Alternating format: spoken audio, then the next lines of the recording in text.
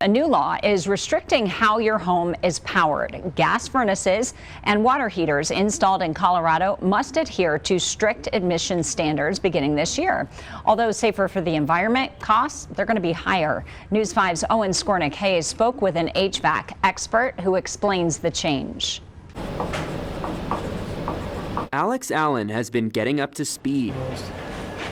He's the service manager at Olson Plumbing and Heating. Many in his industry are familiarizing themselves with a new law. Ultra low NOx rulings are more emission based in the sense that they want to be more efficient on that side. Starting in 2026, all manufactured water heaters and furnace units are required to meet higher efficiency ratings or ultra low NOx ratings to be installed in Colorado. Low NOx refers to equipment which drastically reduces nitrogen oxide emissions, a harmful air pollutant. It's a cleaner product in the sense it brings its own air from the outside for combustion and burning of fuel, so it's a safer product in a house. The change is meant to improve air quality, cut down on pollution, and lower utility bills. But Alex tells me it's highly variable.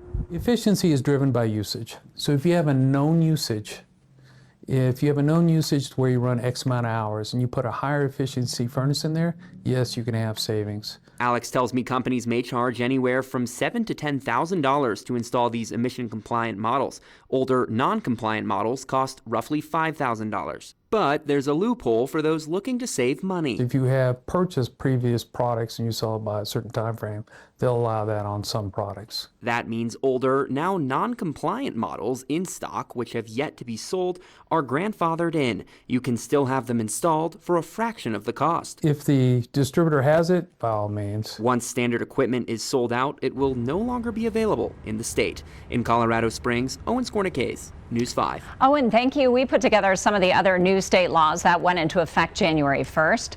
Gun show organizers will now have to submit a security plan to local law enforcement before the event. They will also have to carry liability insurance and ensure firearm sales comply with Colorado's 3-day waiting period. Also, businesses are now not allowed to advertise the price of a product or service without including all required fees. This ensures customers can see the full price up front without any hidden junk fees. And another new law classifies bison as big game. So that means hunting or taking them is now illegal unless you get permission from Colorado Parks and Wildlife.